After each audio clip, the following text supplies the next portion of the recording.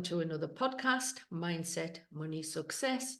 My name's Loraine Marshall, your host, and today we have a guest, special guest, Eldin Hasser, who on his profile says he's a neuroscience coach. Hello, Eldin. Yes, hello, Loraine. How are you? Thank you so much. It's an honor to be on your podcast with you and your viewers, your listeners. Yeah, I'm very excited for our conversation today. Great, great. Can you tell us a little bit more about this neuroscience? This is like a new word for me. Yeah, so basically, I've been a neuroscientist in research and development in neuroscience for over 3 decades. And about 18 years ago, I went back into doing it full time. But my main focus was to utilize these tools to actually serve humanity, to teach average person out there to kind of dilute the science and teaching various tools how to actually use the power of neuroplasticity to heal mental and emotional pain and improve their lives in every way by rewiring the brain. Mm-hmm. Yes, I mean, I've been in personal development myself for a long time, from, I don't know, since the 80s, I think. So I've studied a lot of materials over the time. The latest ones have been with Bob Proctor and Tony Robbins and people like that. So I have done a lot of personal development as well. But I was interested in what you were saying before with the rewire your brain for success and abundance, because I checked up on your LinkedIn profile and that's on your banner. And I've also got this mindset thing that it all starts with programming your mindset first and visualize what it is that you want to achieve. I mean, I know I'm an author, but I had to say in my mind first, I'm going to write a book. And then it took 8 months before I even wrote down the outline of that book. But I did it and I published the book. So it all starts in your mind first. Absolutely. Well, let me break it down to your viewers and listeners. Basically, we think on average 60 to 70,000 thoughts a day, but we are not aware. Most of over 95 to 98% of these thoughts are unconscious and we're not even aware. And most of them, I would say like over 95% are same as the day before and the day before. So we actually not thinking, we are just kind of regurgitating and living on autopilot. And it is literally what happens in the brain. There are, is a hardware and a software, if you will. Hardware is the synaptic connections in the brain, neurosynaptic connections, and the software that runs through these synaptic connections, it's your narrative, your story, your worldview, right? Mm-hmm. And it's intensified in a permanent memory and solidifies and gets embossed in the brain because there was a strong emotion associated with an event. So every person, every experience, every place has a strong emotion associated with those things, and that then becomes a permanent memory, like a computer software program in your brain. But here it is. Most of these so-called computer programs are installed in the human brain the first 7 years of our life. Yes. And yes, the people who are responsible for that are our guardians, our parents, and our adults, right, in our life. So as a child, we are in a permanent theta brainwave state, which is almost like a permanent software installation, yes, program installation kind of state. And later on, after age 7, we are, you know, mostly in a beta brainwave state, which is what we are doing right now. We're learning, we're listening, we're doing something, we're actively engaging. This is beta brainwave state. But later on, towards the end of the day, you know, when we are sitting on the couch and we're reading something, doing something, we go into alpha, then lower alpha. Then there is a window where we're about to fall asleep, where the conscious mind gets switched off. Mm-hmm. We go into theta and then eventually into delta, yeah, right?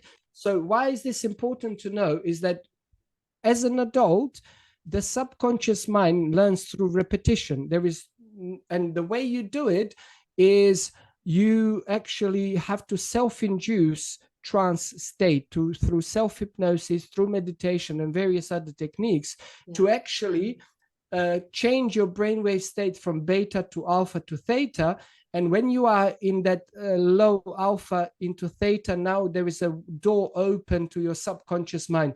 Because if you are trying to change something and you just have an intention with your conscious mind, you will come up against those years and decades of programming, and you're not going to be able to rewire your brain. So in order to actually rewire the brain, you actually have to go into the subconscious mind. And 95% of everything we do, the way we feel, the way we think, act, behave, it's run through the subconscious mind or from the subconscious mind. So we're not even aware. And then with 5% of our conscious mind, we're like, you know what, New Year's resolution, I'm going to exercise 10 times a day. I'm going to eat 5 calories a day. I'm going to do this. I'm going to do that.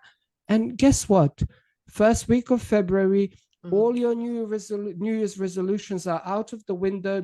You put them in the toilet, you flush them down the toilet, and people say, I'm having a new year. No, unless you've changed your negative disempowering programs and habits, you will not have a new year. You will have just another year, probably like the last 20 years.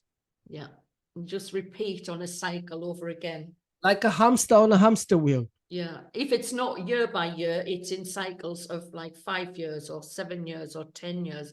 So you have one relationship and another relationship and then another relationship. Yeah. And you just repeat. And it's very often talking about the relationships. I know you've had personal experience, so have I. And talking about relationships, we might date a girl which is got a different appearance and a different name, but she has same attributes as the one which pushed your emotional buttons, who abused you, who made you feel worthless. Well, you were feeling worthless in the first place. That's why you're attracted to those kind of girls. And so it's repeat, right? Yes. So unless you actually go in solitude, almost like celibate for some time, no dating, and you heal your deep traumas and now that you have healed, what that looks like and feels like is where you can talk about the past traumas without having an emotional charge. You can actually talk about, like, I had sexual abuse, I was a victim of this, I was a victim of that, but you're not telling it to relive the story. You're not feeling it physiologically in your brain and the body because you have removed the emotional charge. It's a process. And there is a lot of, it's messy and it's uncomfortable. And what most people do is they shy away and run away from the feeling of discomfort because they're like, oh, feeling negative emotions is going to kill me. So they reach out for exogenous substances, something to take away the emptiness, to take away the pain. Alcohol, drugs, food, shopping, gambling, pornography, sex, workaholism, like high achiever, whatever, and all of those things are like a band-aid, like a plaster, dealing with symptoms, but they do not remove the root cause of your problems, of your challenges. So it's not going to kill you, I promise you. Just because you have a thought doesn't mean it's true, doesn't mean you need to do something about it. And meditation is very powerful because it helps you become aware of your daily dominant negative disempowering thoughts, feelings, and behaviors. Another very powerful tool, because I know Loraine is all about teaching tools, gratitude, but not gratitude like, oh, Loraine gave me something, or I'm about to receive something. It's a state of being. It's a permanent state of being. It's who you are. And this is science. Our dominant default state, it's a heart-centered emotions. And those heart-centered emotions are gratitude, appreciation, thankfulness, unconditional love, compassion, kindness. And that puts the brain and the body into state of homeostasis, which is our entire system operates at the optimal level. If you are out of balance, you are in state of fight or flight, state of stress, state of anger, state of anxiety, that some psychologists would lead you to believe that's normal states of consciousness. In fact, those are altered states of consciousness, out of balance states. Yes. And it's not, it's like disease is actually dis-ease. Yes. Because when you are in a state of emergency, survival, fight or flight, you shut off your immune system, you down-regulate your genes for healing, you up-regulate your genes for causing cancer and all other chronic conditions. In fact, the medical science has confirmed that over 99% of doctors' visits, the root cause of their condition is down to emotional and psychological stress, which is self-perpetuated. Yes, I understand everything that you've just said, because that's some of the teachings and learnings from the personal development that I've done as well. And I was only just talking about that this morning with someone, because I know people who have been in relationships which there has been infidelity in their marriage, and they find out about it, and then that person, say the woman, right, ends up stressed, and then alcohol, and then she had a heart attack, and it's what happens. So you've been into this emotional stress, and it does affect your emotional well-being, but also your physical health. Absolutely. And I understand what you. Absolutely. And just for your viewers and listeners, so I'm going to tell them a short personal story. So just so they know, I'm not just a knowledgeable guy, academic, who has all these certifications and diplomas. I have personal experience. So in 2009, I almost died. And I died because of the trauma. So combination of the trauma, which was infidelity, and my ex giving birth to a son, which was not my biological son.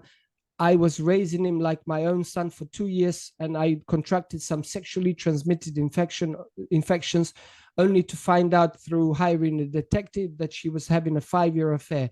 And then combination of that emotional pain and then self abuse from alcohol, I almost died. I was in the hospital in my deathbed, and I was already doing a lot of work that I do today, and luckily I had coaches and therapists and kind of teachers and mentors in my life who I was working with one-on-one. I was paying them to help me prior, as the work we do, we continually are learning and paying others to keep improving ourselves. So they came to a hospital and they said, Eldin, what the F are you doing? Yeah. And I was like, what do you mean? So I was like a soldier with PTSD coming out of the war. I'm in very good shape. I was even like 12% body fat, very lean. And I lost 20 pounds of body weight. I was skin and bone. That would be muscles. In 2 weeks, from that emotional and psychological stress. So I wanted to kill myself. That's why I was abusing like 3-4 bottles of alcohol a day. First the wine, then the spirits. And I didn't want to live. I didn't eat anything, didn't exercise, didn't meditate, didn't want to. I was just feeling sorry for myself, right? Yeah. How could this happen? So they said, what the heck are you doing? You know what to do. You know all of these things. I went back into deep healing. I went back studying. I traveled to India. I worked on myself. I meditated 2-3 hours a day, 8 hours sometimes when I was in the ashram. I was exercising, eating healthy, doing all the techniques that Loraine and I teach, in our books and in our workshops and when we do one-to-one coaching. But what the mistake I made, I did not heal fully. I kind of thought that I did. I felt good. So I went back to dating. And because I haven't healed fully, I met other girls who were also abusive. Not as bad as that ex who gave birth to a child, which was not my biological son, but I dated the girl who stabbed me with a knife in the thigh. She was saying, if you leave me, I'm going to run into the wall and hurt myself, and call the police and told them you did it. I barely escaped with my life from that lady.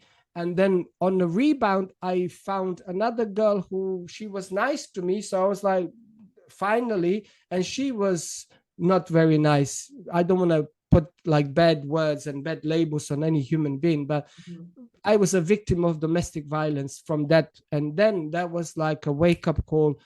I went on a journey of deep healing. I was 12 months living like a monk, celibate. I even went and lived 3 months with monks in India.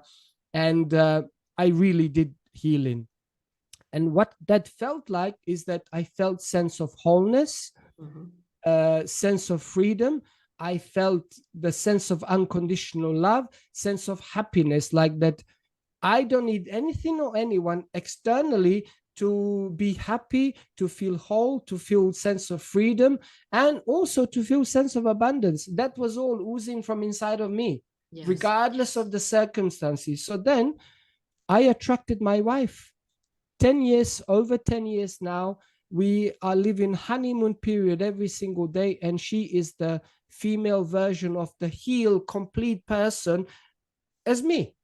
Right? She went on the same journey, dysfunctional, abusive relationship. She did like almost 18 months of healing. And when we were complete, two whole individuals full of unconditional love, we came together. And we are having the most amazing relationship. We have a 2-year-old son. He was born in October, Halloween. So it's like just 2 years and 3 months. And yeah, most amazing. I have some blessings from past experiences, like my first son, my firstborn, he's 24. So he's my biological son, and he's amazing. That's from the same partner who had the affair. But other than that, if we do not do the deep healing, I mean, there's a lot of teachers and authors and mentors and therapists. They actually do not walk the talk. They tell you academia and all of that, but they have not had an experience. They have not experienced trauma, or even more importantly, they have not come on the other side. They have not healed. They have not gone through the journey. All of them still see a therapist. All of them take pills. And also, I know I have friends who are psychiatrists. They're very messed up.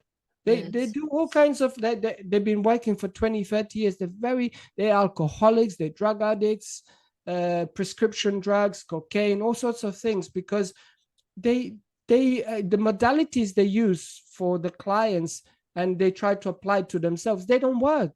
Because the only things that do work is that you say, I am responsible. I'm the only one who can heal me. I'm the only one. And you actually begin to understand that you are in fact limitless, and you are powerful beyond measure.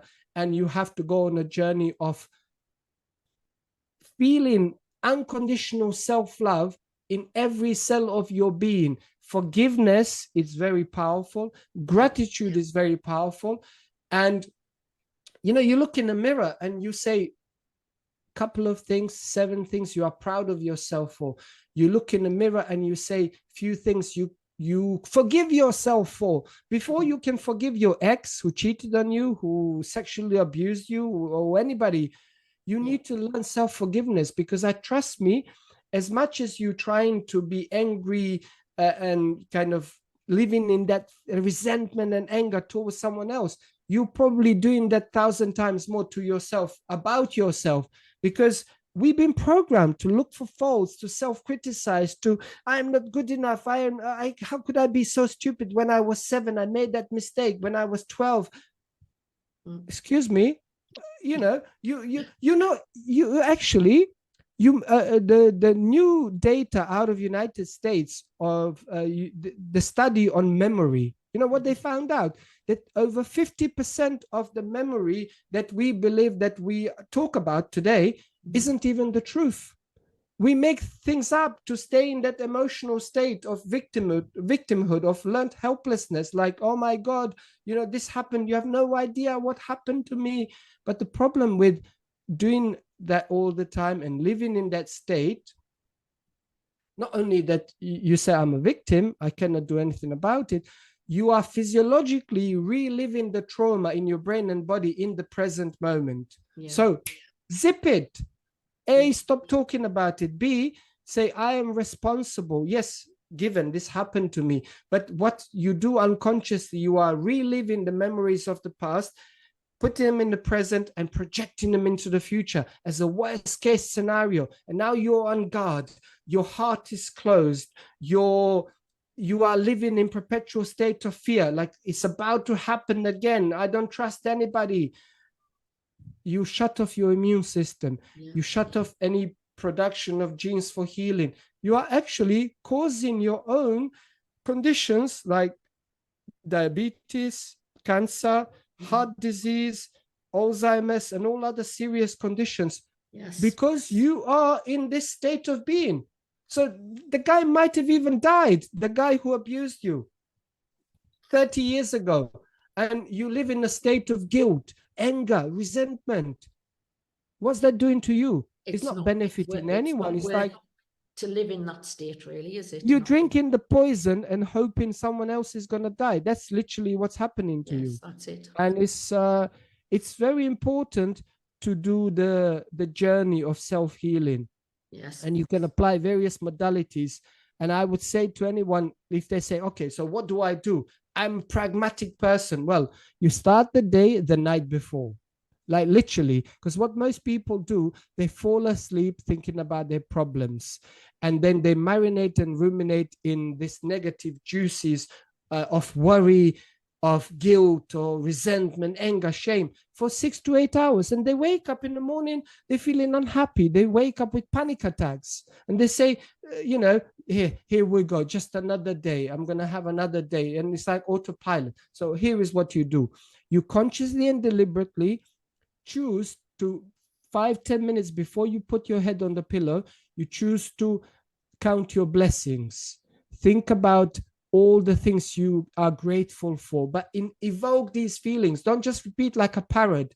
Try to embody those feelings of appreciation, gratitude for what you have, and also all the good things that are on the way to you. You are expecting magic and miracles in your life. This is how you rewire your brain. And then you fall asleep. You maybe do some meditation, breathing exercises, maybe reading some positive stuff, listen to positive podcasts, whatever. But then in those positive juices, you fall asleep. And then you wake up and you feel happy, you feel grateful. And again, in the morning, you do the same or similar. Do some physical exercise as well. Get those juices flowing, endorphins, dopamine, oxytocin, serotonin, So you get all of those positive hormones being produced within your body. And now, over time, you just become like a person who is always happy. You know why? Because you've installed the hardware in your brain and the software. Now it's effortless. People say, well, how come you're always happy? How come you never worry? Because I did the work. And I don't get triggered. Things happen outside of me. I don't get triggered. My inner peace is not disturbed. I'm always in a perpetual state of homeostasis because I worked on being in this state. And of course, I do my 2 hours of meditation a day, sometimes 3. I do my breathing exercises. I do my physical exercise, gym, martial arts, boxing, cardio. I do all of that. I read. I don't watch negative stuff, fear propaganda, newspapers, fear porn, as I call it. I don't do any of that. And I choose the content that I consume, not just like diet for my body. I choose, like I surround myself with positive, amazing people like Loraine, who are here on a mission to inspire humanity. I get on the podcasts like with amazing people like Loraine, who are on a mission to serve humanity positively. And so you choose each day, you choose who you want to be, how you want to show up, how you're going to live your life. But then also you say, what's the best, before you start your day, you prime yourself for the day. You say, what's the best version of myself I can express today? And you see that vision, you see. And then as you do that every single day, like sooner or later, you become it because you are looking for it. right? And when you do that over and over and over again, you actually begin to have the external circumstances begin to change. You begin to experience synchronicities and serendipities and happy coincidences in your life. People invite you to collaborate with them, to be a guest on their podcast, to write a book together. They offer you business deals. They offer you to invest in your business. Clients are drawn to you because you're like, listen, I'm no special. I am not a finished article. I'm work in progress like everyone else. But I am so much better than I used to be, and I have healed. Have I healed fully? No. It's a journey. It's a journey of evolution, journey of growth. But I know what to do and how to do it. And there is a formula. There is a science behind.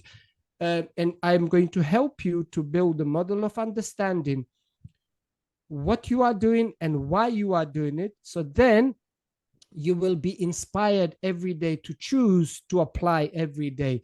Because I say to people, I've been teaching meditation for about 20 years. So I remember my students, I used to be like, when they come to class, have you done your meditation at home? Oh, last time was in the class last week.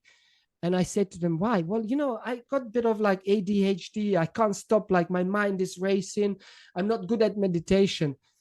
But then when I shifted my kind of teaching of meditation into the scientific teaching, and I say, okay, this is what's going to happen in your brain and the body, in your emotional health, in your mental health. And this is why you should do it this way. And this is the outcome. And this is what you should be looking for as an experience. Then they said, this makes sense now. And I said, how often are you going to do it? They say, I'm going to do it every day, 2-3 times a day. And when people understand what they are doing and why, and they set an intention to the outcome, like, okay, I'm going to read the book and I'm going to give undivided attention to reading Loraine's book. And I'm going to then take notes and say, okay, I'm going to apply the knowledge from this book, because you see, knowledge, they say it's power. It's actually a lie. It's not the truth. That's like the wrong definition. Knowledge is only a potential power, but knowledge plus application could be very powerful and can transform your life. Yeah. So choice, like we there is a quote say, life is a C choice between B and the D, between birth and death. So you got to ask yourself every day, what am I choosing? Am I choosing to live in the state of victimhood, learned helplessness, like I can't do this, it's impossible, Armageddon, like abandoned ship, we're going to die? Or can I do something and say to yourself, I'm going to give myself 12 months. I'm not going to rush this process, because it didn't happen in one day, in 1 week, in 1 month for my life to be the way it is. My mental health, my physical health, I put on 30 pounds from overindulging, like a comfort eating. Didn't happen in one day, happened over the last few years by you making wrong choices. So by beginning to say 12 months, what can I do today? Like one positive thing. And then you catch yourself every time you go complaining, feeling sorry for yourself, living in guilt, you catch yourself. And each time you catch yourself, you choose alternative, and that's a victory. So you becoming aware. First step, become aware. Second step, you choose to replace those negative thoughts, feelings, and behaviors. And then as you are repeating, as I said, the subconscious mind learns through repetition. Soon enough, you are creating new hardware in the brain and a new software of positive repetition. And people say to me, positive thinking doesn't work. I say, you're right. Positive thinking does not work alone, because your dominant feelings are negative.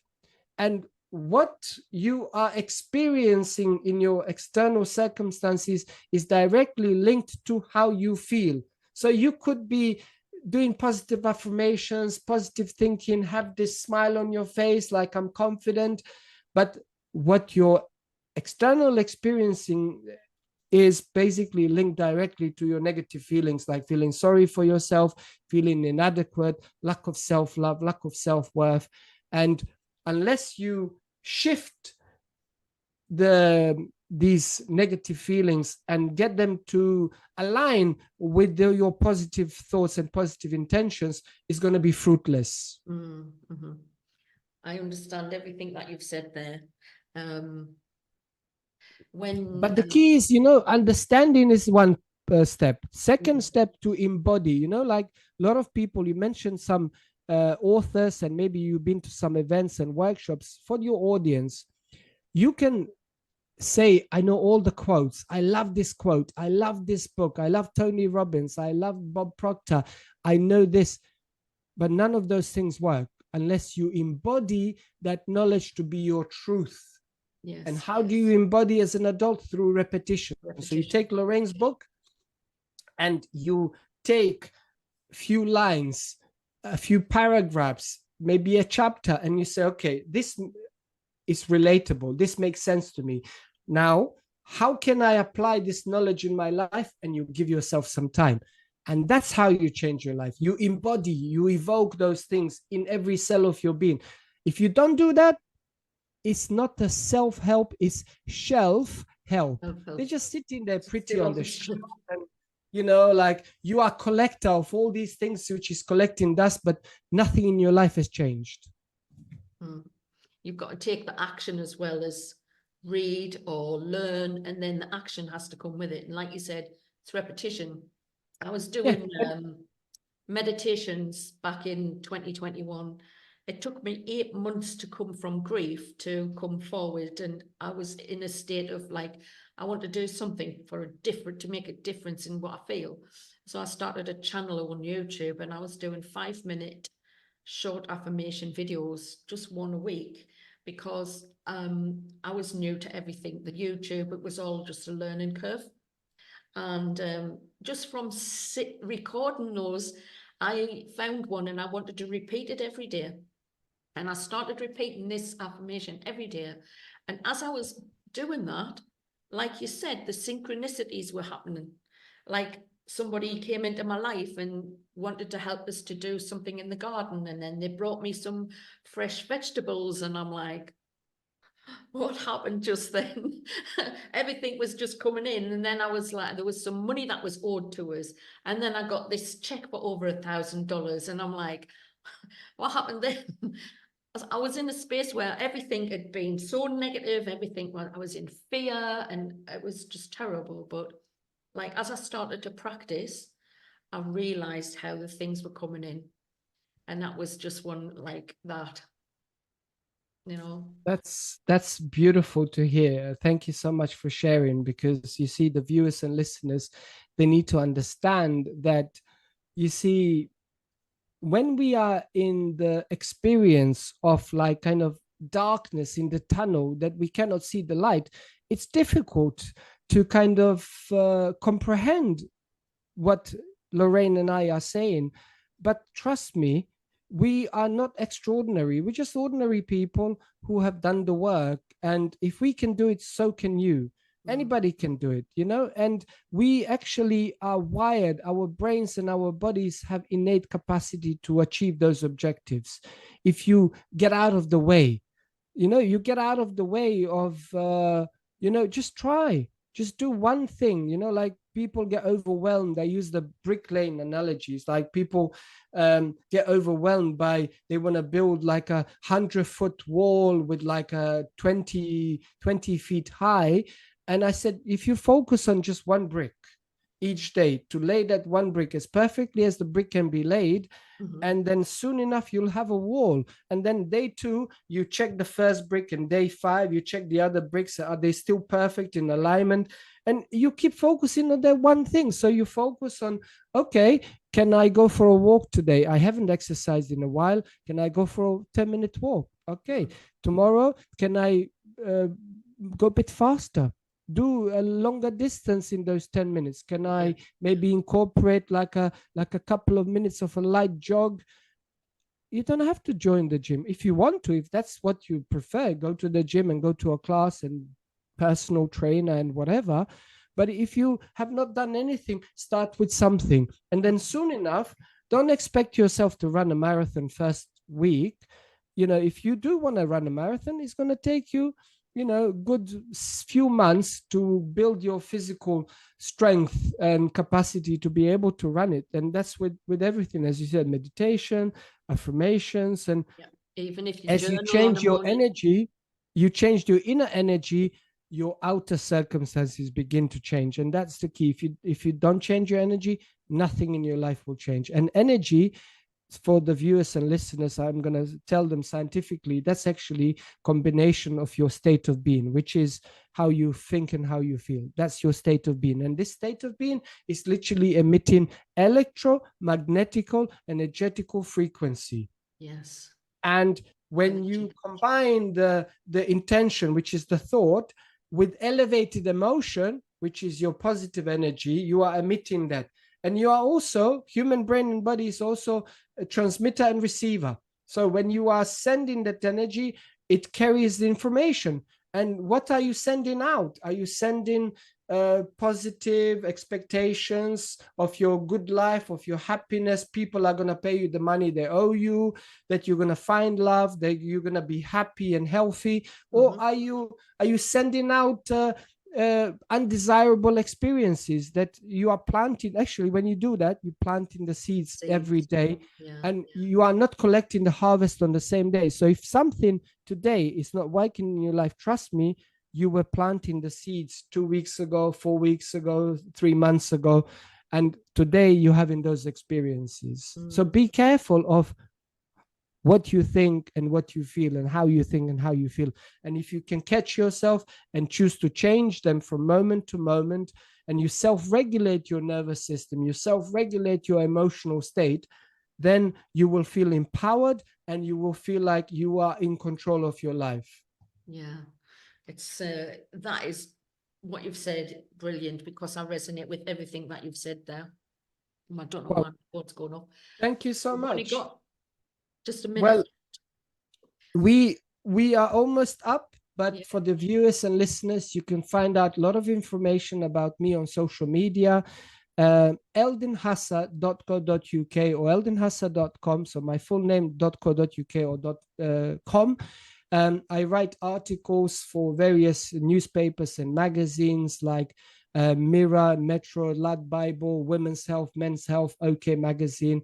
I'm often on TV, BBC, radio, TV, in the UK, I think around the world as well. I've written for some American magazines as well as the expert on neuroscience and human behavior.